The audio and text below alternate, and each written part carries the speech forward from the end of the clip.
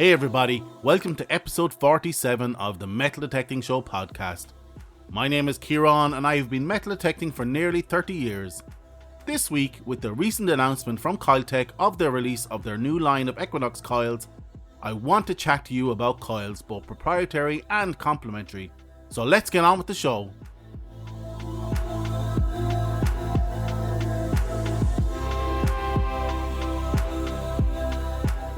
Hey everybody, before we start, I want to thank you for listening to the podcast and I hope you enjoyed the show this week. But before we begin, I want to give you the following information. If you want to give me feedback or interact with the show, please reach out to me on Twitter at DetectingThe or Instagram at The Metal Detecting Podcast. Or if you want to pop me an email to kieran@themetaldetectingshow.com. And now, if you would like to leave me a voicemail, please do so on speakpipe.com/The Metal Detecting Show. The link will be in the show notes. If you would like to buy me a coffee, you can actually do so now with buymeacoffee.com/metal detecting. And lastly, and most importantly, if you like this content, please don't hesitate to tell your friends and don't forget to hit that subscribe button.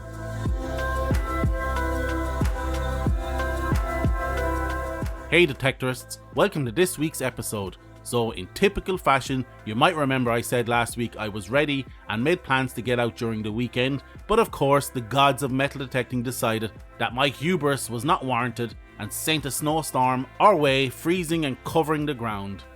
At least I'm set up for this week, I suppose. So this week I'm chatting about coils, and any of our long-time listeners will remember I did a tech timeout on coils all the way back in episode 11 on Night Hawking.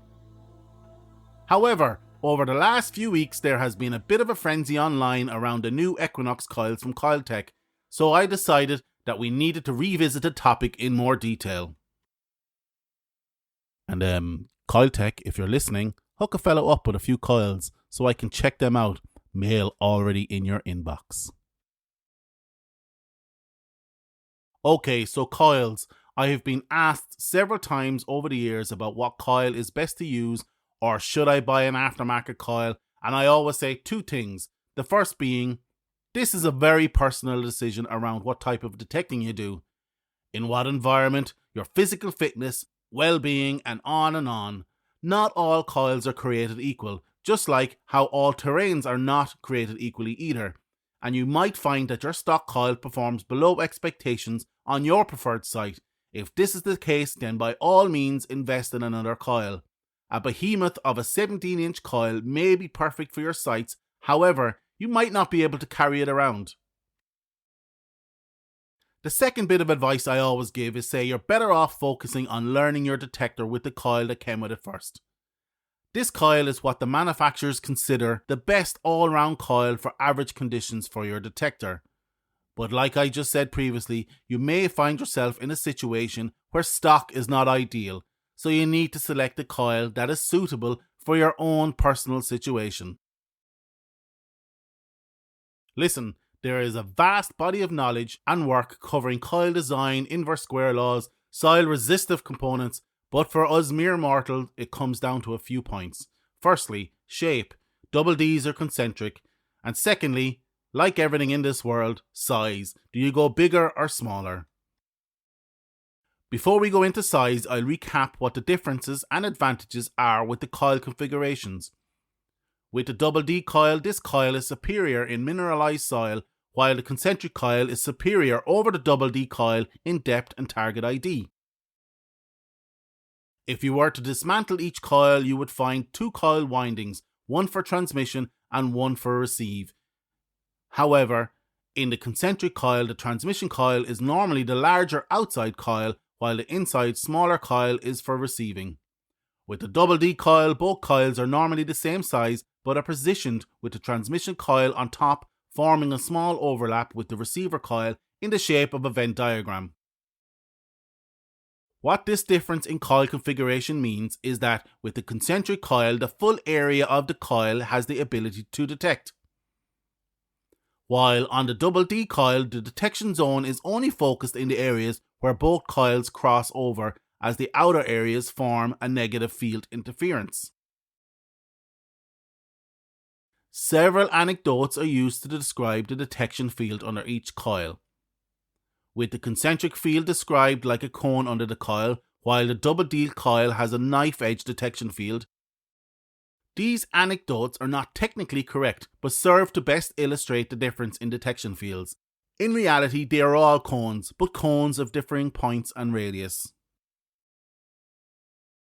It is because of these differences in detection fields that, say, for example, the concentric is better at target identification, as it has a wider detection field which can gather more information, while the double D coil has a narrow detection field, allowing for better recovery and maneuverability between finds.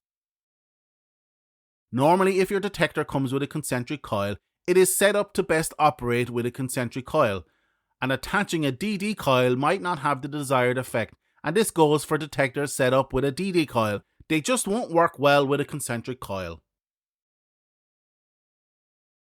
Some brands have invested heavily in specific coil configurations. For example, Minelab have doubled down on the double D coil. Just like configuration, most coils come in different sizes, with the most common sizes being 6 inches, 11 inches, which is normally the default coil, and 17-inch coils. Irrespective of what coil configuration you go with, I really think size is the most important of all specs to consider, because it limits the detector in very specific ways. A lot of people believe, somewhat incorrectly, that, oh yeah man, I got a 17-inch coil and it goes so deep, so much better than my 6-inch coil, man. This is technically incorrect, and I'll tell you why in a minute. Think of transmission power of your detector as a garden hose of constant pressure, and the coil on the detector the hose nozzle. The smaller the nozzle, the more powerful the jet of water produced, or at least that's what it looks like. However, all that is happening is that the same power is acting on the smaller volume of water, pushing it at higher pressure. Now, if you use a larger nozzle, it will look slower and less powerful, but it will push more volume of water with less pressure. In both scenarios, the source power is the same. This is the same with your metal detector and coil, where the water pressure is the sensitivity. The smaller the coil, the smaller the area covered, but the greater the sensitivity. For example, the smaller you go with a coil, the smaller the nozzle, so you're pushing the same power with greater pressure, so sensitivity and resolution are better. With a larger coil or nozzle, your water pressure would be a lot less, and so is your sensitivity. Now, why did I say a 17-inch coil doesn't go deeper? Well, technically a 6-inch coil goes as deep as a 17-inch, except that it doesn't have the cross-sectional area on the receive coil to pick up the weak eddy currents induced signals from the deeper targets. Whereas the 17-inch coil does, so technically a 6-inch coil can go as deep as a 17-inch coil, but it can't receive the returning diminished signal, so a 17-inch coil can only technically receive deeper. Split hairs much, Kieran? And remember, like in the water hose analogy, the pressure is constant, and like this, the output is essentially constant in your detector. Anyways, a smaller coil has the following advantages and disadvantages. With a smaller coil, as I said, you get better sensitivity and better response, or separation as some people call it. You have less targets under the coil to cause issues with target masking. You also cover less ground, but it is also lighter and won't cause fatigue as much. With a larger coil, you have more perceived depth.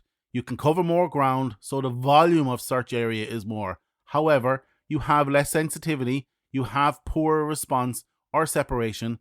You can potentially have more targets under the coil, which leaves you open for target masking. Plus, they are heavier and cause fatigue quicker, resulting in shorter hunts. A smaller coil is more suited to trashy sites or a site that requires more maneuverability, while a larger coil is more suited to wider pastures or clean beaches with fewer finds. But here's the rub. With a larger coil, you will think you're covering more ground, but you're spending more time digging deeper targets, and your hunts are shorter due to fatigue. So you're not actually covering as much ground as you think. I estimate you're actually covering less surface area but more volume looking for deeper targets, while missing smaller targets due to reduced sensitivity. So is a larger coil worth it? If I'm asked by someone who absolutely wants an extra coil but is unsure which to get, I always advise on a smaller 6-inch coil first. I just think the benefits outweigh any advantage of a larger coil, plus they are more fun. But then inevitably the question comes, which brand? Do I go with the same brand as my metal detector or do I go aftermarket? And if I go aftermarket, which brand do I go with? Well, really you can safely go with any of the long established brands such as Coiltek, Nell or Detect. But if you're going off brand, make sure the size of the coil you want operates with your detector. And of course, most brands provide their own variations of coil sizes, but be warned, with any extra coils, they are not cheap, especially if you go big, with some coils costing as much as a simplex, about £250. Oof. Do you have an extra coil for your detector? Does it make a difference what environment or conditions you use it in? Well, let me know.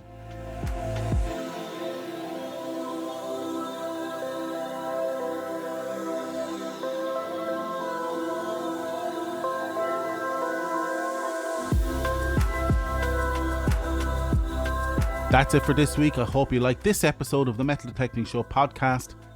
Check out our website www.metaldetectingshow.com for this episode's show notes. Check out our Patreon page if you want to help the podcast stay alive or just want to buy me a coffee. Actually, if you want to buy me a coffee, you can do so now at buymeacoffee.com/metal detecting. If you'd like to leave me a voicemail, please do so on speakpipe.com/the Metal Detecting Show. The link will be in the show notes. And if you feel like taking your appreciation to the next level, feel free to leave me a positive review on any podcast directory of your choice. If you like this content and would like more, please don't hesitate to tell your friends and don't forget to hit that subscribe button. Once again, I hope you enjoyed this episode. We will chat to you all again next week. Get out there, eyes down, and happy hunting.